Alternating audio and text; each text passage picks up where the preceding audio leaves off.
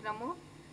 ఇప్పుడు ఇక్కడ ప్రతిరోజు ఒక ఎమ్మెల్యే చైర్మన్ ప్రతి ఒక్కరు అవైలబుల్ ఉండేటట్టుగా, అంటే ఎవరో ఒకరు, ఒక జనరల్ సెక్రటరీనా, వైస్ చైర్మన్, ఎవరైనా కానీ ఇక్కడ అవైలబుల్ ఉండి ప్రజలకు అందుబాటులో ఉంటూ ప్రజలకు ఏ సమస్య వచ్చినా కానీ ఎక్కడికి వెళ్ళి చెప్పుకోవాలన్న సందిగ్ధం లేకుండా ఇక్కడ వెళ్తే మా సమస్య వినడానికి ఉన్నారు, ప్రజాప్రతినిధులు ఉన్నారు, ఇంకా మన వాళ్ళు ఉన్నారు అన్న భరోసా కల్పిస్తున్నాం కాంగ్రెస్ ప్రభుత్వంలో.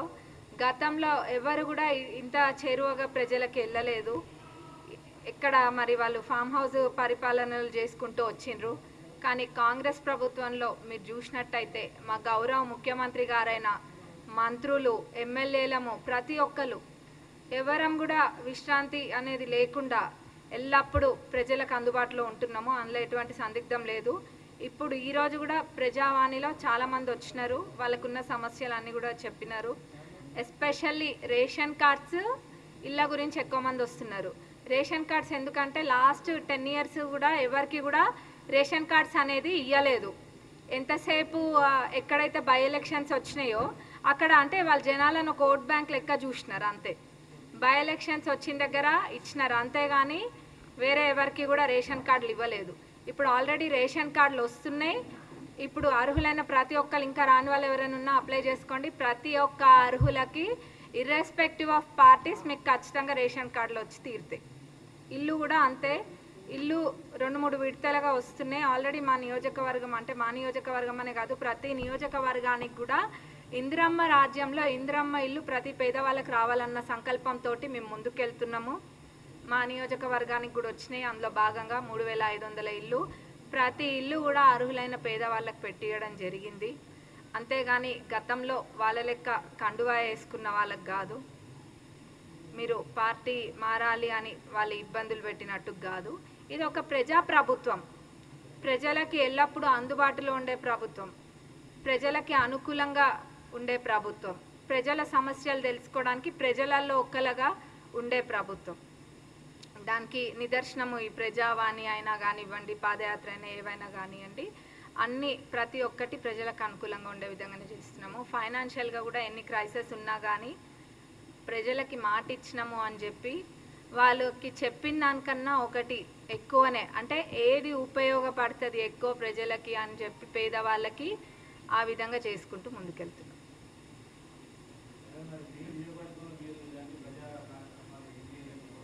మా నియోజకవర్గంలో నేను ఎమ్మెల్యే యశస్విని రెడ్డి పల్లబాట అని చెప్పి ప్రతి ఊరికి అధికారులందరినీ తీసుకొని గల్లీ గల్లీ, వాడా వాడ, ప్రతి మురికి కాల్వ, కుంట అన్నీ కూడా తిరుగుతా. నేను అక్కడ ఇక్కడ అని కాదు, ఎవరో చూడాలనో షోప్ టప్కో తిరిగేదాన్ని కాదు. నేను ప్రజల సమస్య తీరే విధంగా నేను తిరుగుతా. నేను ఆల్రెడీ ఆ కార్యక్రమం మా నియోజకవర్గంలో మొదలుపెట్టిన 13 ఊర్లు అట్లా కూడా తిరగడం జరిగింది. ఏంటంటే ఏదో షోప్ టప్ కాదు, వెళ్తే అక్కడ ప్రతి చిన్న మురికి కాల్వ నుంచి మొదలు పెడితే ఇంటి సమస్య దాకా అన్నీ తెలుసుకొని వస్తా. ఊరికి పోతే అట్లా పోతా.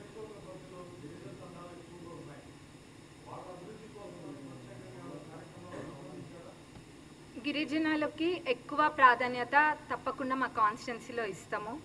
ఏది ఇదనే కాదు, ఏదైనా సిఆర్ఆర్లో అయినా, ఎంఆర్ఆర్లో అయినా, లేకపోతే గిరిజనులకి సపరేట్గా కూడా ఫండ్ వస్తుంది.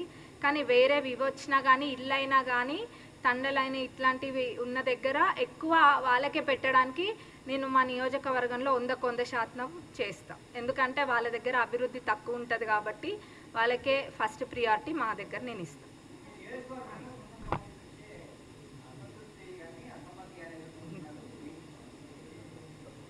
అసంతృప్తి లేదు, ఇంకేదో తృప్తి లేదు.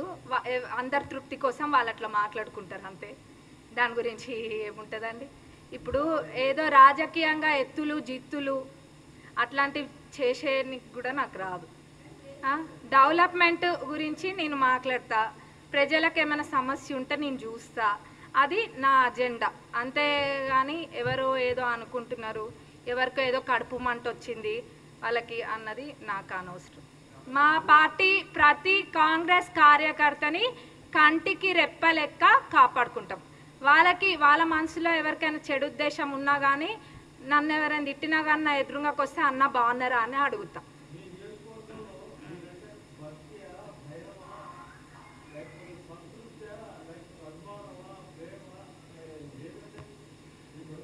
అది అది నేను చెప్పద్దు. ప్రత్యర్థులు ఎప్పుడైనా కానీ వ్యతిరేకంగానే చెప్తారు.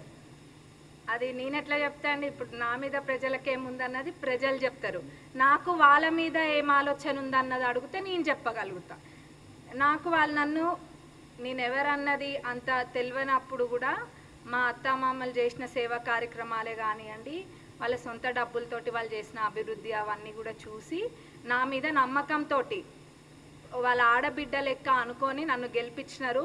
నేను ఎమ్మెల్యే కాగానే ఏదో వేరే అయిపోలేదు. నేను ఇప్పటికి కూడా వాళ్ళ ఆడబిడ్డని, వాళ్ళ కోడలు, పాలకుర్తి నియోజకవర్గ కోడల్ని, వాళ్ళ ఆడబిడ్డని.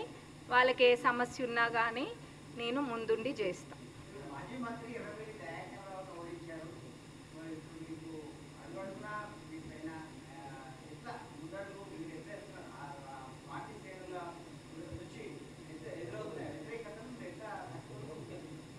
అది వ్యతిరేకత అని నేను అనుకోను. పార్టీ కోసం, పార్టీ మీద ప్రేమ ఉన్న వాళ్ళు ఎవ్వరు కూడా పార్టీకి వ్యతిరేకంగా పోరు నాకు తెలిసి. అయితే నేనైతే ఎవరిని కూడా మేము ఎన్నడూ కూడా ఇబ్బంది పెట్టిన వాళ్ళం కాదు. ఇక్కడ మేము ఏదో ఇది చేసుకోనికి రాలేదు. ప్రజల సేవ కోసం వచ్చినాము. ఆ సేవలోనే ముందుకెళ్తాము. వ్యతిరేకత లేదు, ఇంకేమీ కూడా లేదు. నేను చెప్తున్నా, ఈరోజు ప్రతి కాంగ్రెస్ కార్యకర్త మా పాలకుర్తి నియోజకవర్గంలో కాపాడుకునే బాధ్యత మాది.